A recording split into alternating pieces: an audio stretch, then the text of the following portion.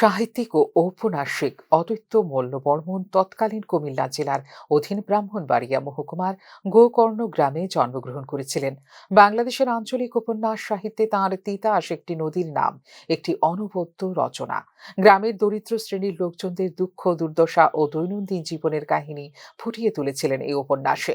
প্রাক্তন প্রধানমন্ত্রী ডক্টর মনমোহন সিং এর প্রয়াণের সপ্তাহব্যাপী জাতীয় শোক দিবসের জন্য অদ্বৈত মল্লবর্মণের জন্মদিবস উপলক্ষে রাজ্যভিত্তিক মূল অনুষ্ঠানটি নলছড় বিধানসভা কেন্দ্রের মেলাঘরের কেমতলিতে আগামীকাল অনুষ্ঠিত হবে বলে জানিয়েছেন মন্ত্রী সুধাংশু দাস।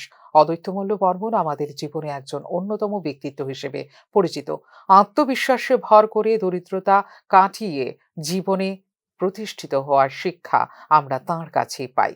তাই অদ্বৈত মল্লবর্মণের জীবনী ও কালজয়ী উপন্যাসগুলো সম্পর্কে জ্ঞান অর্জন করার জন্য বর্তমান প্রজন্মের প্রতি আবেদন জানিয়েছেন তপশিলি জাতি কল্যাণ দপ্তরের মন্ত্রী সুধাংশু দাস।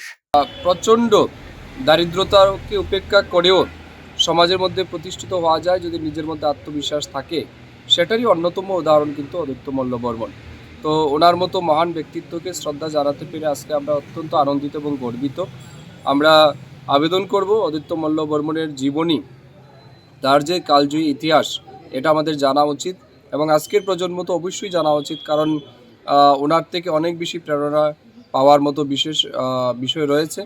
শিশুকালে পিতামাতাকে হারিয়ে প্রতিকূল পরিস্থিতির মধ্য দিয়ে বড় হয়ে যে দৃষ্টান্ত তিনি স্থাপন করেছেন তা আমাদের সকলের জন্য প্রেরণার উৎস। অনুষ্ঠানে অদ্বৈত মল্লবর্মণ সম্পর্কে অভিমত ব্যক্ত করেছেন তপশিলি জাতি কল্যাণ দপ্তরের মন্ত্রী সুধাংশু দাস।